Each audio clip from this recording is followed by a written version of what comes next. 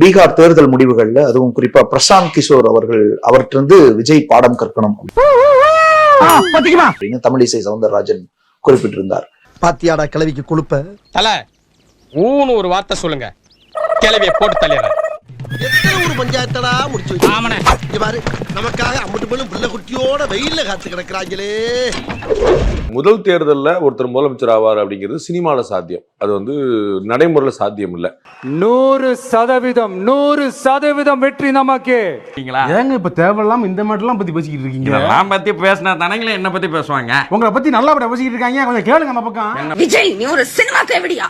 இன்னைக்கு இருக்கிற சினாரியோல அவர் எதிர்க்கட்சி தலைவரோட ஆக முடியாது அப்படிங்கிறது ரொம்ப கிளியரான பாயிண்ட். ஆனா நம்ம அதிலே புரிந்து கொள்ள வேண்டியது என்னன்னா, திரு பிரசாந்த் கிஷோருக்கு திரு விஜய் போன்ற ஒரு பாப்புலாரிட்டி கிடையாது. திரு விஜய் தமிழ்நாடு முழுக்க தெரிந்த முகம். வீட்டுல வெளியில ரோட்ல எல்லாருக்கும் விஜய்னா தெரியும். அவருடைய கட்சி பேர் யாருக்கும் சொல்ல தெரியாதா, விஜய் கட்சி அப்படின்னு சொல்லுவாங்க. எல்லாருக்கும் விஜய்னா தெரியும். திரு விஜய்க்கு 234 தொகுதியில 230 தொகுதியில போலாம். ஆனா கேரண்டியா ஒரு 200 தொகுதியில டெபாசிட் போறதுக்கான வாய்ப்பு இருக்கு. ஐயோ நம்ம மைண்ட் எங்க போகுது?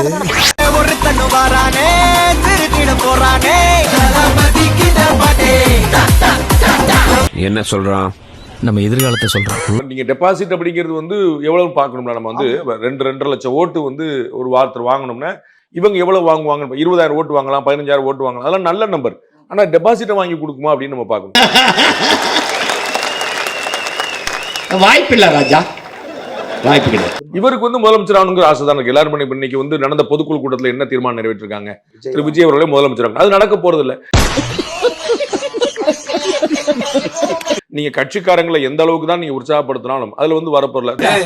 அவன் 25 வருஷமா கட்சி நடத்துறவனே தோக்குறேன், நம்ம முந்தானத்தை ஆரம்பிச்சோம் தோக்குறதுக்குறாடா. திரு விஜய்க்கு நிர்மல் குமார் இருக்கிறாரு, ஆதவர்ஜுனா இருக்காரு, ஆனந்த் இருக்கிறாரு, ராஜ்மோகன் இருக்கிறாரு, நமக்கு தெரிஞ்ச அருண்குமார் IAS இருக்கிறாரு.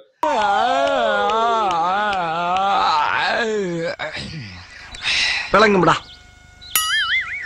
நாரப்பயல.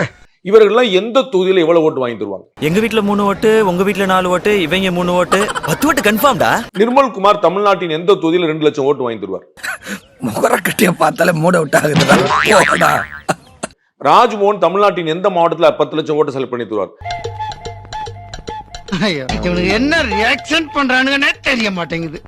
ஆதவர்ஜுனா நின்னார்னா தமிழ்நாட்டின் எந்த மாவட்டம் அரண்டு போகும்? மூஞ்சிய பாரு, இது பெருசா வந்தா 20 ரேப்பு, 10 கொலை, பிஞ்சு குழந்தைய போய் கழுத்த கடிச்சே கொன்றியா. KN நேரு நிக்கிறாரு, ஏவலு நிக்கிறாரு, கோயில்பட்டி ராஜு இருக்கிறாரு. அப்படின்னு ஒவ்வொருத்தர் இருந்தாங்கன்னா, ஒவ்வொரு கட்சியில இருக்கிறாங்கன்னா அவர்களுக்கு ஒரு செல்வாக்கு இருக்கிற அந்த சொந்த செல்வாக்கு. நம்மள நம்பி நம்ம வீட்டுல ஒரு ரூபாய் ஓட்டு போட மாட்டேன்.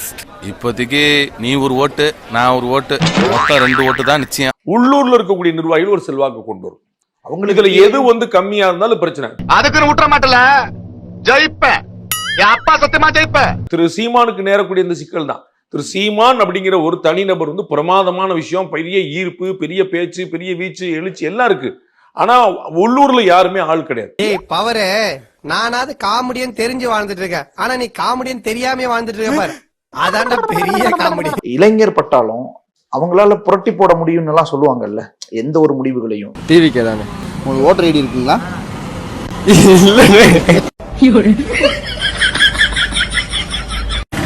ஆஹா, இவங்க கூட சேர்ந்து அரசியல் பண்ணா மேடைக்கு மேட தர்மடி விழும் போல் இருக்கு. நீங்க இப்ப விஜய் ஜெயிக்க மாட்டான்னு விஜய்க்கு தெரியாதுன்னு நினைக்கிறீங்களா? அவருக்கு தெரியும். ஓ மைண்ட்ல ஓடுறது எனக்கு கேக்குதுடா. என்ன மைண்ட் இது? மானங்கட்ட மைண்ட். புசியானந்த் சொல்றாரு, மாற்று கட்சியில இருந்து வரவங்களுக்கு எல்லாம் பதவி கொடுக்க மாட்டோம், நம்ம மக்கள் இயக்கத்துல இருந்து. புசியானந்த் அவர்கள் தமிழகத்தின் எந்த தொகுதியில செல்வாக்கு நிலைநிறுத்துவார் நான் கேட்கிறேன். அவன் ஒரு காமெடி பீஸியா சார்? இப்ப தமிழிசை அவங்க சொன்னது பாடம் கற்கணும் அப்படின்னு அவங்க சொல்றாங்க பிரசாந்த் கிஷோர்ட்ட இருந்து. அப்போ இங்க கூட்டணிக்கு வர சொல்றாங்களோ?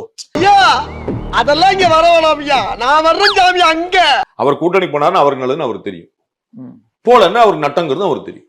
நீ வேற ஏன்டா நடந்தது தெரியாம பேசிட்டு சிக்கிட்டு திருச்சி வெடி சாக வேண்டியதா. ஸ்டாலின் DMK ஏன் இவங்க அவங்க பண்ண வேண்டியதானே? இந்த ஓட்டுன்றது எல்லாருக்கும் தானே. ஏன் இது அவர் பண்ணிருக்க வேண்டியதானே? ஏன் நாங்க தான் பண்ணணுமா? நாங்க பண்ணாதான் நீங்க அடுத்து கட்சியில இருந்து பண்ணுவீங்களா? ஐயோ ஐயோ, அறிவு பிம்படி. நீ என்ன வேணா எங்களை சொல்லட்டும், எங்களை தற்கொலைன்றாங்க, என்ன வேணா சொல்லட்டும். வாயை திறந்த வாயிலே எத்திய தூண் துப்பிடுவேன். தற்குறிகளை தற்குறிகள் என்று சொன்னால் தற்குறிகளுக்கு கோபம் வருகிறது. ஆனா பண்ற வேலையெல்லாம் தற்குறித்தனமா தான் இருக்குது. தற்குறி அப்படின்னு சொல்லிட்டு வந்து சொல்றீங்க. அந்த தற்குறிகள் தான் இன்னைக்கு இவ்வளவு பேர் இங்க வந்து நின்றுங்க. ஏண்டா தற்குறிக்கு பிறந்த தற்குறிகளா? SIR-க்கு எதிராக பல்வேறு இடங்களில் ஆர்ப்பாட்டத்தை நடத்தியிருக்கிறார்கள். இதெல்லாம் ஹிஸ்டரி பின்னால பேசுவாங்கல்ல. என்ன பெரிய காமெடினா, தற்குறிகளுக்கெல்லாம் தலைமை தாங்குகிறார் ஒருவர். அவர் தன்னை தலைமை தற்குறி என்று மீண்டும் நிரூபித்திருக்கிறார். யாரு?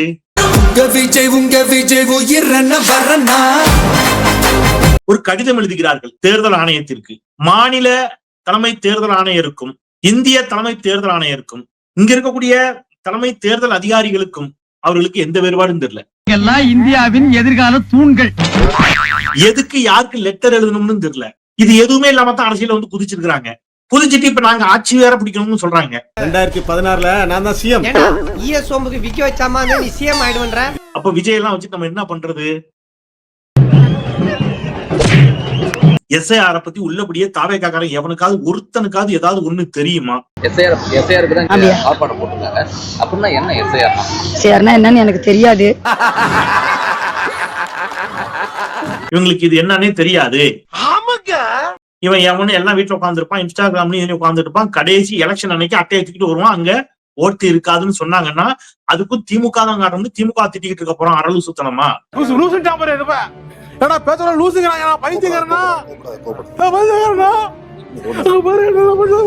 இது உள்ளபடியே இது யார் பண்ண வேலை, இது என்ன நடக்குதுன்னே இவனுக்கு புரியாது. முட்டா பையில சார், அவங்க எல்லாம் அறிவியட்ட பையில சார். தாவேக்கா நீங்க நல்லா கவனிச்சு பாத்தீங்கன்னா தெரியும். நீங்க ஒண்ணுமே இல்ல, நீங்க டெய்லி டிவி டிபேட் பாக்குறவங்களா தான் உங்களுக்கு தெரியும். டிவி டிபேட்ல முந்தின நாள் என்ன பேசுறாங்களோ ஒரு 2 நாள் கழிச்சு தாவேக்காவிடம் வந்து அது தொடர்பா ஒரு அறிக்கை வரும். அதேதான். தாவேக்காவுக்கு சொந்தமா எந்த புத்தியும் கிடையாது, சுய புத்தியும் கிடையாது, சொந்த புத்தியும் கிடையாது. அது தெரிஞ்ச நாயா இங்க வர்றேன். தெரியாம தான் இங்க வந்து குத்த வச்சேன். ஆட்சியாளர்களின் சதி, ஆட்சியாளர்களின் சதின்னு மொட்டையா சொல்லிக்கிட்டே போறாங்க. இன்னும் சில இடத்துல மாநில அரசு தான் விமர்சிக்கிறாங்க. 2 பேருக்கு நடுவுல தான் போட்டியே. ஒன்னு டிவிக்கு, இன்னொன்னு டிஎம்கே. இந்த பானம் தண்ணி எடுத்து போய் கொட்டி கக்கூஸ் போ சொல்றாங்கல்ல. அப்ப SIR கொண்டு வந்தது யாரு? இந்திய தேர்தல் ஆணையம். இதுக்கு பின்னாடி இந்த சதிக்கு உடந்தையாக இருப்பது யார்? ஒன்றிய பாஜக அரசு. அவனுக்கு போய் பதில் சொல்றான்னா எங்க கிட்ட வர? உடனே புஷி ஆனந்த் ஆதவர்ஜனால இன்னைக்கு ஆர்ப்பாட்டம். எங்கேயாவது இவங்க பாஜகவை கண்டித்து கடுமையாக பேசுகிறார்களா? இல்ல. 1 கோடி கொடுத்தாரு அந்த காரியத்தை மட்டும் செய்ய மாட்டேன். அப்ப பாஜகவிற்கும் தாவேக்காவிற்கும் ரகசிய கூட்டு ரகசிய உறவுன்னு நம்ம சொன்னா ஏன் இவங்களுக்கு கோவம் வருது? அதாங்க அது இப்ப சொல்ல புரியலையா? இவர் இந்த கால் இருக்குல்ல, இந்த கால் தடம் கீழே பதியணும். தெருவுல அடிமட்ட தொண்டர்கள் அடிமட்ட இடத்துல, மார்க்கெட்ல, வயல்ல, அங்க போய் சந்திக்கணும் மக்களை. இன்னைக்கு தலைவர்னு வர்றவன்லாம் அப்படியே இருக்கான். என்ன சொல்லிக்கிற? முதுகிழம்புலாம் தெரியுதுடா. ஸ்பெஷல் ஃபிளைட், சார்ட்டர்ட் ஃபிளைட், இது வந்து சும்மா கற்பனாகதி. இதெல்லாம் ஒரு மயிலும் பிடுங்க முடியாது, ஒரு ஆணையம் பிடுங்க முடியாது. நீ அந்த விஷயத்துக்கு செயல்பட்டு வர மாட்டாய். கோவை மதுரையில் மெட்ரோ ரயில் திட்டம் தொடங்க தமிழக அரசு திட்ட அறிக்கையை தயாரித்து அனுப்பிய நிலையில் தற்போது மத்திய அரசு அதை நிராகரித்து திருப்பி அனுப்பியிருக்கும் அண்மை செய்தியை வெளியாகி இருக்கிறது. உனக்கெல்லாம் வெக்கமே இல்லையாடா? சோறு தானே திங்கிற.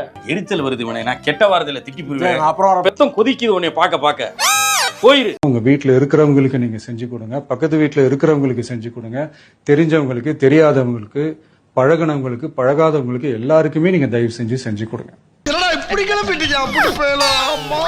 அண்ட் ரொம்ப முக்கியமா நம்ம ஜென்சி கிட்ட நீங்க செஞ்சு கொடுங்க. மறக்காம சர்ப்ரைஸ் பண்ணுங்க. ஸ்டார்ட் பண்ணு.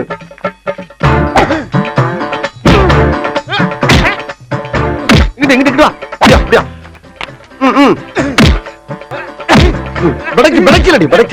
மண்டையில மட்டும் அடிச்சிடாத, குலக்கேசல் உள்ள போயிருவேன். சரியா? உங்க வீட்டு பிள்ளையா நினைச்சு எல்லாரும் என்னை மன்னிச்சிருக்க.